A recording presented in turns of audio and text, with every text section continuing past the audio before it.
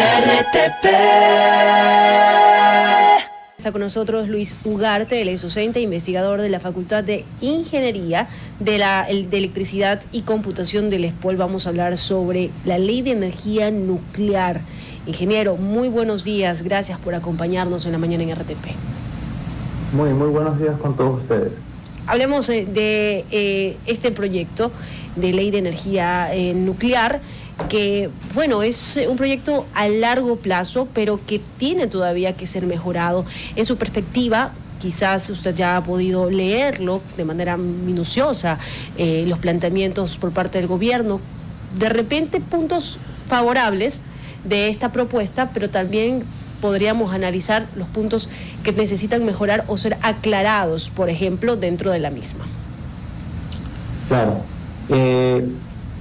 Aparte de leerlos, también hay algo muy importante que hoy en día se está tomando mucho en cuenta la academia para ser parte incluso de estos procesos de consultoría. Lo que sí debe de ser interesante es la capacitación de personal, porque Ecuador no es un país característico por manejar energía nuclear.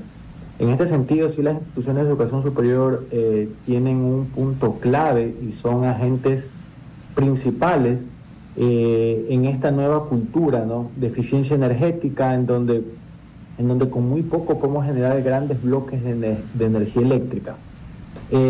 Eso por un lado. Por otro lado, lo que da un poco de temor es correr contra el tiempo, porque primero es un tipo de tecnología nueva, no es común en Ecuador. Ecuador es un país que se caracteriza por el petróleo, por sus refinerías, por sus hidroeléctricas, pero no un país característico por energía nuclear. Entonces, este proyecto de ley apunta literalmente en apoyarse bastante en el Organismo Internacional de Energía Nuclear como medio que regula, que aconseja, y ahí el principal punto es que cuando hablamos de este tipo de técnicas, de este tipo de tecnologías, obviamente siempre tiene un poquito de connotación política, porque alguien tiene que regular.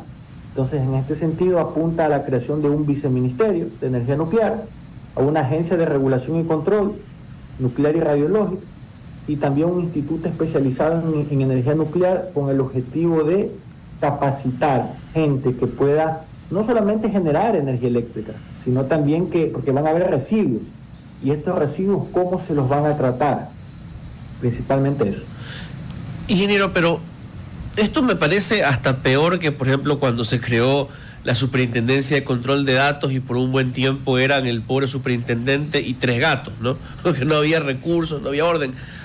Es algo mucho más sencillo, y ya sé que están marchando, trabajando en esa superintendencia, pero en cambio, esto de crear viceministerios, centro de estudios, instituto, cuando estamos bastante lejos de siquiera empezar a trabajar en energía nuclear en el país, pues parece, bueno, no necesariamente equivocado, a lo mejor está dejando un marco, pero para algo que se debería empezar a construir en algunos años. Recién se lo está estudiando. Así es.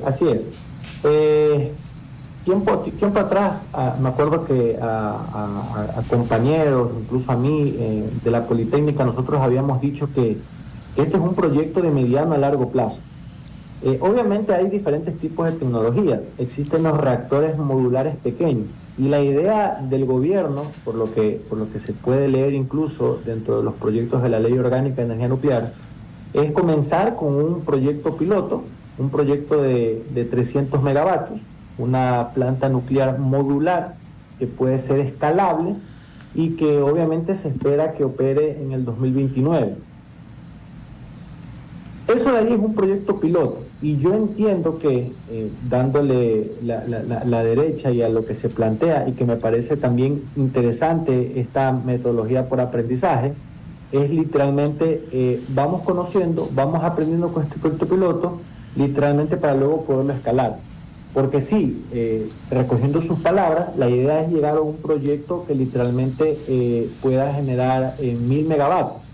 Cuando hablamos de 1000 megavatios, estamos hablando aproximadamente, como para que tenga la ciudadanía un orden de números, del 20% de la demanda eléctrica en el Ecuador. Guayaquil nomás tiene aproximadamente 1100 megavatios de consumo. Entonces se puede decir que es como una planta que puede abastecer energía a Guayaquil, pero ahí sí estoy totalmente de acuerdo con usted.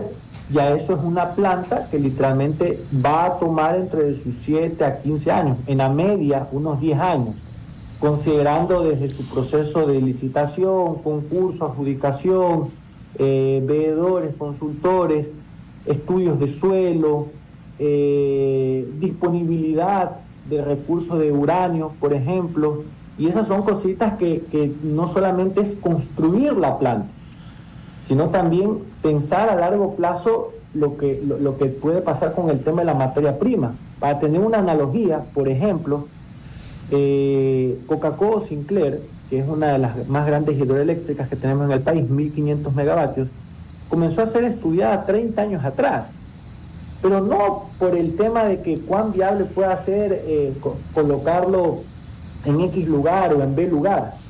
Es por el tema de la disponibilidad del recurso hídrico del agua. Y a pesar de eso, de tantos años de estudio, miren lo que pasó. Haciendo una analogía, yo creo que es importante en paralelo a hacer estos estudios, hacer el plan piloto, estudiar también cuánto de disponibilidad tenemos de la materia prima de uranio, por ejemplo. En la cordillera de Cóndor se ha hablado que existe disponibilidad y tantas cosas más, pero sí es importante tener la certeza, porque va a ser una locura que tengamos plantas nucleares y de aquí en 3, 4, 5 años ya estemos comprando a otros países. Entonces, como modelo de negocio, no es tan atractivo. ¿Por qué no es un modelo de negocio atractivo? Porque de una u otra forma, la idea también es ver los recursos que nosotros tenemos en el país. Porque si yo vendo una idea de que energéticamente o eficiente sea atractiva, que descarbonice la matriz energética, que descarbonice el medio de transporte, porque ahora ya tenemos buses eléctricos que van a usar esa energía para poderse cargar. No es solamente lo que yo doy, sino también qué necesito para producir y cómo lo produzco. Uno de los principales principios dentro de la ingeniería eléctrica es generar y transportar energía eléctrica en el menor costo posible. Y cuando hablamos del menor costo posible también implica de cuál es esa materia prima que yo necesito para producir energía eléctrica. Por eso que a nivel de hidroeléctricas nosotros usamos el agua, que es el recurso principal que tenemos en el país. Por ejemplo, Paraguay es un país que 100% depende de hidroeléctricas, pero es un recurso que literalmente lo tiene, pero para largos años, 50 años por lo menos tienen los estudios del abastecimiento. Entonces, no basta solamente con tener la infraestructura, con saber que voy a brindar continuidad de servicio, calidad de servicio, que con poco puedo generar mucho, sí está bien, pero también nosotros tenemos que pensar a largo plazo. Y ojo, dentro de los proyectos eléctricos también es muy importante ver el impacto ambiental y todas las externalidades que esto implica la obtención de este metal. Ahora, el uranio se lo puede importar también. Por supuesto. La idea principalmente es... Según lo que he leído, hoy día la energía más barata que el agua, haciendo costos-beneficios, es la energía nuclear. Por eso es que en Europa se está discutiendo volver a ese elemento. Y en referencia al tema, ¿usted cómo ve que esta energía nuclear sea privada o que sea pública y tengamos y continuemos en entregarle la generación totalmente al sector público con sus grandes ineficiencias? Si nos vamos a un modelo económico, sabemos que típicamente cuando una empresa tiene naturalezas privadas, pues funciona un poco mejor. En el país, obviamente, nosotros tenemos una centralización pública con el tema de la generación y la transmisión de la energía eléctrica. Entonces, en este sentido, obviamente, lo ideal que sería que sea privado, pero si es público, pues obviamente deben de existir los incentivos y las políticas de gobierno para crear todas las regulamentaciones posibles para que esto sea totalmente atractivo. No basta solamente con que sea técnicamente atractivo, sino que también existan los incentivos de gobierno, las políticas, las gestiones de gobierno, para que esto sea lo más viable posible.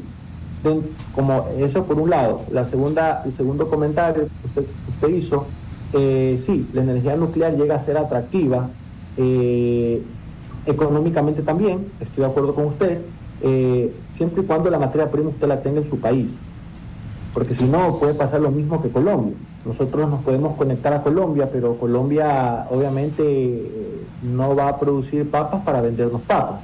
Entonces ahí es cuando se encarece el producto. ¿Por qué? Porque es un tema de oferta-demanda.